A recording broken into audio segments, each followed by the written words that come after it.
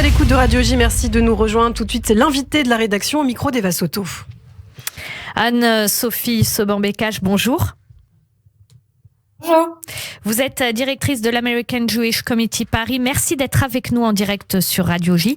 C'est donc le candidat de l'Union de la gauche qui a remporté la présidentielle au Chili, mais durant sa campagne et même avant, Gabriel Boric a tenu des propos anti-israéliens confinant à l'antisionisme et à l'antisémitisme. Alors, première question, Anne-Sophie, faut-il s'inquiéter pour la sécurité des 18 000 juifs du Chili ? Alors évidemment que ces déclarations sont une source d'inquiétude majeure pour le bien-être de la communauté juive chilienne, pour sa sécurité. C'est pas quelque chose de nouveau, puisqu'effectivement ce candidat a été connu, Boric, pour non pas un soutien à la cause palestinienne en tant que telle ou un soutien à une résolution du conflit israélo-palestinien, mais il était connu effectivement vraiment pour verser dans une diabolisation d'Israël. Il a plusieurs fois qualifié Israël de régime génocidaire, de mener une politique génocidaire, et il a appelé à plusieurs reprises aussi à des législations soutenant le mouvement de boycott d'Israël, de délégitimation, le BDS, voilà.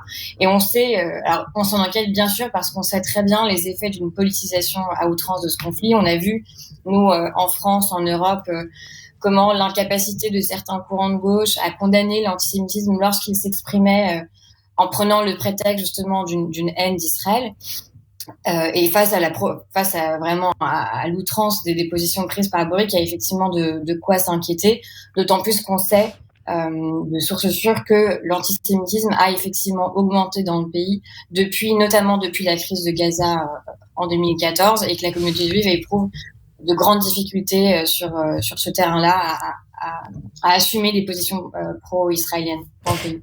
Alors, la question, c'est aussi de savoir, à cette élection présidentielle, qui Gabriel Boric avait en face de lui.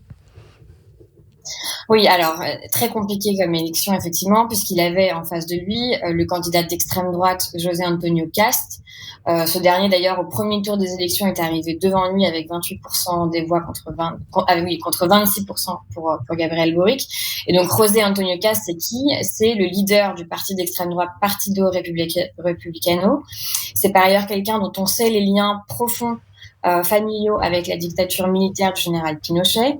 Et c'est aussi le fils, selon certains rapports, même s'il l'a toujours nié, d'un membre du parti nazi. Donc effectivement, un choix qui n'était pas facile du tout pour les Chiliens dans leur ensemble et pour la communauté juive en particulier. Alors justement, dilemme terrible du coup pour les Chiliens et pour les Juifs en particulier. Que sait-on du choix des Juifs chiliens au moment du vote ? Alors, ici, on a un partenariat, un accord de partenariat avec la communauté juive chilienne. Donc, on était très en contact avec eux au cours des dernières semaines. Alors, effectivement, c'était un choix cornélien. Les leaders ont tous exprimé leurs regrets, comme au sein de la société chilienne plus généralement, de ne pas voir un candidat modéré arriver au second tour, alors qu'ils considèrent que la majorité des Chiliens sont plutôt centristes. Mais donc voilà, en tout cas, à l'approche du second tour et voyant que ces deux candidats allaient sûrement être au second tour, l'approche a été de se rapprocher en fait des deux candidats et de leurs équipes, d'instaurer des canaux de communication avec les équipes en vue de leur élection pour commencer à dialoguer sur les sujets d'importance et essentiels pour la communauté, qui est leur sécurité et effectivement les liens avec Israël. Mais aucun des leaders de la communauté n'ont souhaité se positionner officiellement pour la communauté, n'ont souhaité institutionnaliser le vote, comme c'est souvent le cas ailleurs aussi, de ne pas vouloir prendre position pour les juifs chiliens. Et on n'a pas donc vraiment, en réalité, peu d'indications sur leur vote. Il n'y a pas eu de sondage à l'approche des élections ciblées sur la communauté juive. Mais on sait que ça a été très difficile et qu'ils ont essayé de naviguer là-dedans avec pragmatisme, on va dire, en ouvrant des voies de communication avec les uns et les autres. Alors, est-ce que vous avez des informations à nous donner sur ces voies de communication ouvertes ? Comment ont-elles été reçues par les deux équipes ? Et aussi, comment réagissent les responsables de la communauté juive chilienne à la victoire de Boric ? Alors, la réaction a été assez pragmatique, là encore. on s'est rendu, une délégation d'Aid-Justice s'est rendue au Chili il y a quelques jours justement pour témoigner de son soutien à la communauté après les résultats des élections.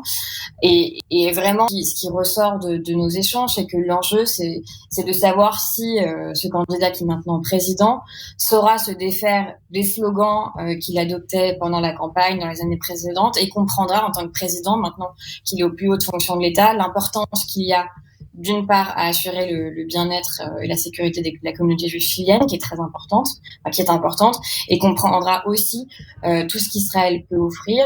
Et on sait par exemple que durant le mandat précédent, le président précédent chilien, Piñera, avait franchi plusieurs étapes pour renforcer par exemple les liens avec Israël, tout en maintenant des positions toujours très pro-palestinienne, mais il s'était rendu à plusieurs reprises en Israël et il y avait eu quelques pas comme ça de fait, et je crois que c'est ce qu'espère fortement la communauté juive chilienne en tendant la main au gouvernement élu et en espérant que tout ça puisse aller dans le bon sens avec toutes les réserves, bien sûr, parce qu'on connaît le personnage. Alors, les dictatures d'Amérique latine ont abrité des nazis en fuite après la Seconde Guerre mondiale et plus récemment, le cas de l'ex-président vénézuélien Hugo Chavez a alerté aussi sur l'antisémitisme qui peut sévir à gauche en Amérique latine. Quid de ces antisémitismes ou de cet antisémitisme, si on considère qu'il ne fait qu'un, au Chili?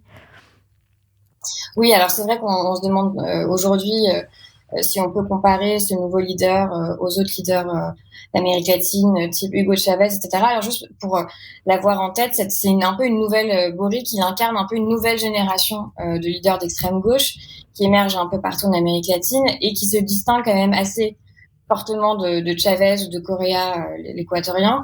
Il n'est pas Boric dans une diabolisation des États-Unis, par exemple. C'est plutôt un millénial de 35 ans qui a rejoint le Parti communiste avec pour ambition de mettre fin au néolibéralisme dans le pays, etc. Mais il a dénoncé assez clairement les méthodes et je dirais la tradition autoritariste qu'on voit au Venezuela, au Nicaragua ou à Cuba. C'est un peu ce qu'on lit dans la presse, c'est que Boric, c'est un peu le président woke d'Amérique latine. Il est très pro-LGBT, donc il a fait des déclarations plutôt rassurantes sur les libertés, sur les minorités. Et de ce point de vue-là, on peut s'attendre à quelque chose d'assez différent. Et il y a des progrès, même si effectivement, donc pour revenir sur cette question de l'antisémitisme au Chili, comme je vous le disais tout à l'heure, depuis 15 ans dans le pays, notamment en raison de la poussée du mouvement BDS et antisioniste qui vient de cette gauche. Le mouvement BDS a pris beaucoup d'ampleur et un élément à souligner bien sûr, c'est que la communauté palestinienne est très importante dans le pays. C'est 400 000 membres, c'est la plus grande diaspora palestinienne en dehors du Moyen-Orient. Et une frange de cette communauté est très organisée, très virulente. Il a véritablement pour objectif d'affaiblir à la fois l'influence de la communauté juive dans le pays et les liens du Chili plus généralement avec Israël. Et ils ont déjà réussi par le passé, par exemple, à empêcher la signature d'accords bilatéraux entre Israël et le Chili, et la communauté se retrouve comme ça dans une situation très difficile, non seulement à assumer des positions pro-israéliennes comme je disais tout à l'heure, mais plus simplement à vivre une identité sioniste pleinement, et cet antisémitisme est le plus virulent dans le pays, c'est ce qu'on voit en tout cas depuis 15 ans, c'est vraiment cette forme-là qui est liée à la haine d'Israël, à cette politisation très forte, c'est encore plus qu'en France, que ce qu'on peut voir parfois en France ou en Europe. Le conflit israélo-palestinien fait partie intégrante de la politique nationale chilien.